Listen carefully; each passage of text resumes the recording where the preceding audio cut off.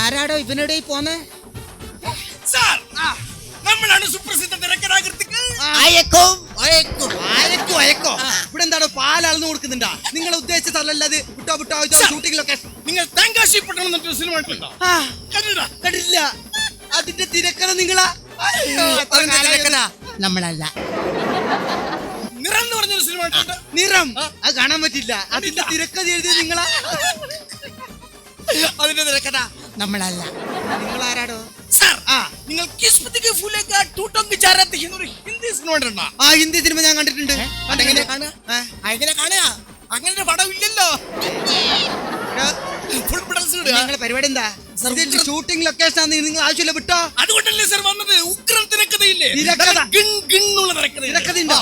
Variety ഉണ്ടോ? Variety ഉണ്ടെങ്കിൽ മാത്രമേ ഞാൻ സ്വീകരിക്കൂ. നല്ല വെറൈറ്റി ഉണ്ടല്ലോ. നല്ലൊരു തിരക്കഥ ഒന്ന് പറഞ്ഞ് നോക്കട്ടെ. നല്ല വെറൈറ്റി ഉണ്ടെങ്കിൽ മാത്രമേ ഞാൻ തെരഞ്ഞെടുക്കുള്ളൂ. നല്ലൊരു വെറൈറ്റി ആരെങ്കിലും ഒരാൾ പറയാടാ. ഞാൻ പറയാം. അങ്ങകലെ സുന്ദരമായൊരു ഗ്രാമം. അത് വെറൈറ്റി ഉണ്ടല്ലോ. അങ്ങകലെ സുന്ദരമായൊരു ഗ്രാമം. അങ്ങകലെ ക്യാമറ വൈഡ്. സുന്ദരമായൊരു ഗ്രാമം. ഓക്കെ. അങ്ങകലെ സുന്ദരമായൊരു ഗ്രാമം. അങ്ങകലെ സുന്ദരമായൊരു ഗ്രാമം. അതേടാ കുറെ നേരമായാലും നീ അങ്ങകലെ സുന്ദരമായൊരു ഗ്രാമം. അവിടെ എന്താണ്? ആ ഗ്രാമത്തിൽ ഒരു കൊച്ചു കുടിലിൽ ഒരു മുത്തശ്ശനും ഒരു മുത്തശ്ശി. വീണ്ടും വെറൈറ്റി. ഒരു കൊച്ചു കുടിൽ. ഒരു ക്ലോസപ്പ് കൊടുക്കാം കുടിലിന്റെ. ഒരു മുത്തശ്ശനും ഒരു മുത്തശ്ശി. അവരങ്ങനെ സസുഖം കഴിയാണ്. ഇതാ കഥ. ഒരു കഥ എന്ന് പറഞ്ഞു കഴിഞ്ഞാല് അവരെന്തെങ്കിലും ചെയ്യുന്നതായി കാണിക്കണം. അവര് ഭക്ഷണം കഴിക്കുന്നത് കാണിക്കണം. ഒരുപാട് സംഭവങ്ങൾ കാണിക്കണം. സംഭവം കാണുന്നുണ്ടല്ലോ എന്തായാലും. പക്ഷെ വാതിലടച്ചുകൊണ്ട് നമ്മൾ ആരും കാണില്ല. എടാ അത് പോരെ. നമ്മളത് ചിത്രീകരിക്കണം. അങ്ങനെയാണെങ്കിൽ രാവിലെ എഴുന്നേറ്റ ഉടനെ അവര് കഴിക്കാണ് പഴവും പുട്ടും. പഴവും പുട്ടും. ഒരു 11:30 മണിക്ക് വീണ്ടും കഴിക്കുന്ന പുട്ടും പഴവും. 11:30 മണിക്ക്. ഓക്കെ. ഉച്ചയ്ക്ക് വിഭവസമൃദ്ധമായ പഴം സാൻഡ്വിച്ച്. ഇതെന്താ പുട്ടും പഴത്തിന്റെ കച്ചവടം ഉണ്ടോ? എനിക്ക് പോരെ. എടാ ഇതൊന്നും പോരടോ ഒരു സിനിമക്ക്. നിനക്കറിയാലോ ഇപ്പോഴത്തെ ലേറ്റസ്റ്റ് ട്രെൻഡ് വെച്ചിട്ട് സിനിമ എന്ന് പറയുമ്പോ അറ്റ്ലീസ്റ്റ് ഒരു ബോംബ് പ്ലാസ്റ്റിക് നിർബന്ധ. ബോംബ് ബ്ലാസ്റ്റിംഗ് ഉണ്ട്. സംഭവം നടക്കുന്നത് കണ്ണൂരാണ്. മുത്തശ്ശനും ഒരു ജോളി ഫാമിലി എന്നുള്ള നിലയില് രാവിലെ തന്നെ ബോംബ് എടുത്ത് തട്ടി കളിക്കുക. വോളിബോൾ കളിയാ. ബോംബ് അങ്ങോട്ട് പൊട്ടുക.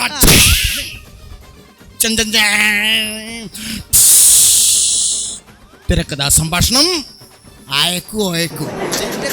എന്തിനു പടകൊട ഇതൊക്കെ പോലെ. ഇതൊന്നും പോരാ.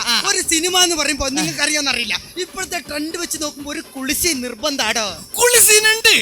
പിന്നെ നിങ്ങൾ കുളിസീനുണ്ട്. ഈ ബോംബ് പൊട്ടിട്ട് മുത്തശ്ശി മരിച്ചു കിടക്കും എന്റെ മോനെ ബക്കറ്റിൽ വെള്ളം കൊണ്ടുവന്നിട്ടുണ്ട്. ഡെഡ് ബോഡി കുളിപ്പിക്കലേ. അതിന് പൈസ വരും. അതാണ് വരും. മോനെ ഇമാതിരി തിരക്കഥ ഇന്നോട് വേണ്ട. നിങ്ങൾ വിട്ടോ ആവശ്യമില്ലടാ. എന്ത് തിരക്കഥയത്?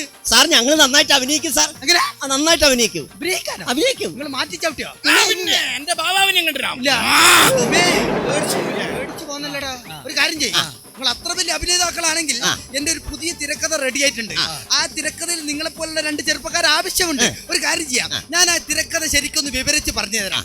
ആ തിരക്കഥക്കനുസരിച്ച് നിങ്ങൾ അഭിനയിച്ച് കാണിക്കുകയാണെങ്കിൽ നിങ്ങളത് ഈ സിനിമയിലേക്ക് ഞാൻ സെലക്ട് ചെയ്യും. നമുക്കൊരു കലക്ക് കലക്കണം. ഓക്കെയാണോ? ഓക്കെയാണോ? എന്നാ ഞാൻ കഥ പറയട്ടെ. അതായത് നിന്നെ തെരഞ്ഞെടുത്തിനില്ല.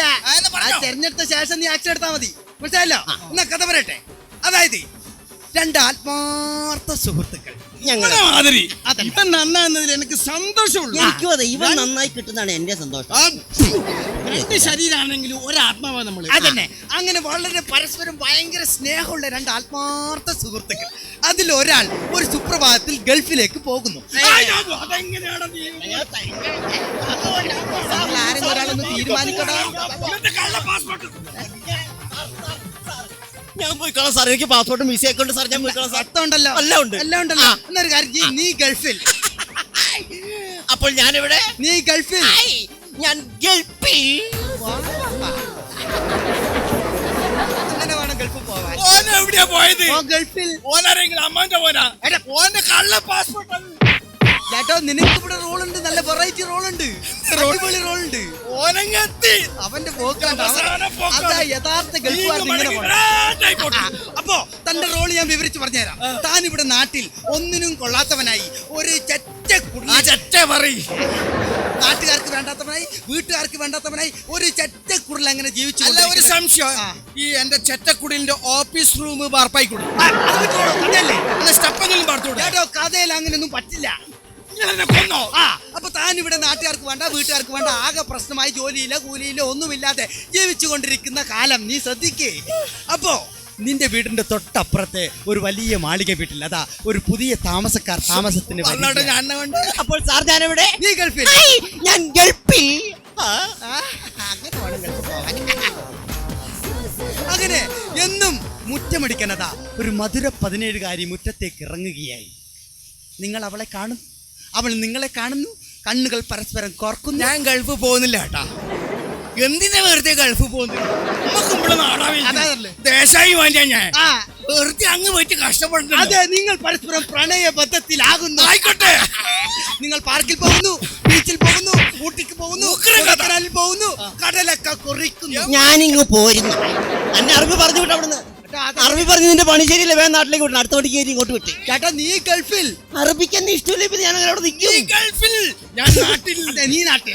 ഞാൻ പോയില്ല, ഞാൻ ഗൾഫ് പോയില്ല. ഇവിടെ റോള് ഞാൻ പറഞ്ഞു. നാടാവിൽ. അപ്പോൾ ഞാൻ എവിടെ? നീ ഗൾഫിൽ. ഞാൻ ഗൾഫിൽ.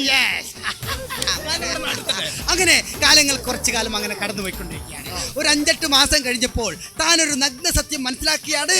താൻ പ്രേമിച്ചുകൊണ്ട് നടന്നിരുന്ന പെൺകുട്ടി 8 മാസം ഗർഭിണിയാണ്. അപ്പോൾ സാർ ഞാൻ എവിടെ? നീ ഗൾഫിൽ തന്നെ. ഞാൻ ഗൾഫിൽ.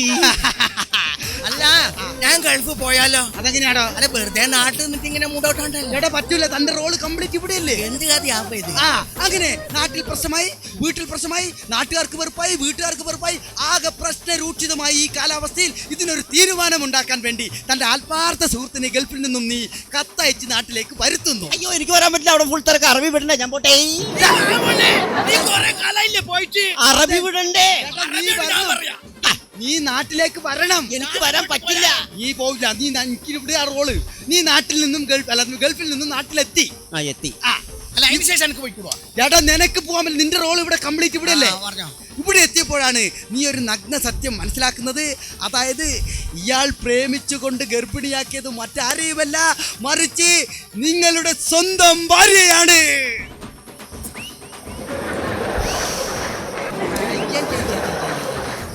എന്തൊരു അഭിനയാടാ ഇത്! ഇത്ര വലിയൊരു മുഹൂർത്തം ഞാനിങ്ങനെ വിവരിച്ച് പറഞ്ഞിട്ട് നിങ്ങനാടോ അഭിനയിച്ച് കാണിക്കുക. നിങ്ങൾ എന്താ അഭിനേതാക്കളാടോ? നീങ്ങുവാ, നിനക്കൊന്നും മനസ്സിലായിട്ടില്ല. നീ ഇങ്ങോട്ട് വാ. നീങ്ങുവാ. അതായത് ഉദാഹരണത്തിന് നിന്റെ ഭാര്യ, ഞാൻ നിന്റെ സുഹൃത്താണെന്ന് വെക്കും. നിന്റെ ഭാര്യയെ ഞാനിങ്ങനെ പ്രേമാണ്, അതാണ് ഇതാണെന്നൊക്കെ പറഞ്ഞ് കുറെ കാലം കൊണ്ട് നടന്നിട്ട് അവൾ 8 മാസം ഗർഭിണിയാണെന്ന് നീ തിരിച്ചറിയുന്നു. അങ്ങനെ അറിയുമ്പോഴുണ്ടാകും നിന്റെ ഒരു ഭാവപ്രകടനം, നിന്റെ ഒരു വികാര വിക്ഷോഭം. അതാണ് എനിക്ക് വേണ്ടത്. എന്റെ പൊന്നു ചങ്ങാതി, 10 കൊല്ലം ഞാൻ കല്യാണം കഴിച്ചിട്ട് ഇതുവരെ എന്നെ കൊണ്ട് കഴിഞ്ഞിട്ടില്ല. കൺഗ്രാറ്റുലേഷൻ. Gulf gate comedy തമ്പോല.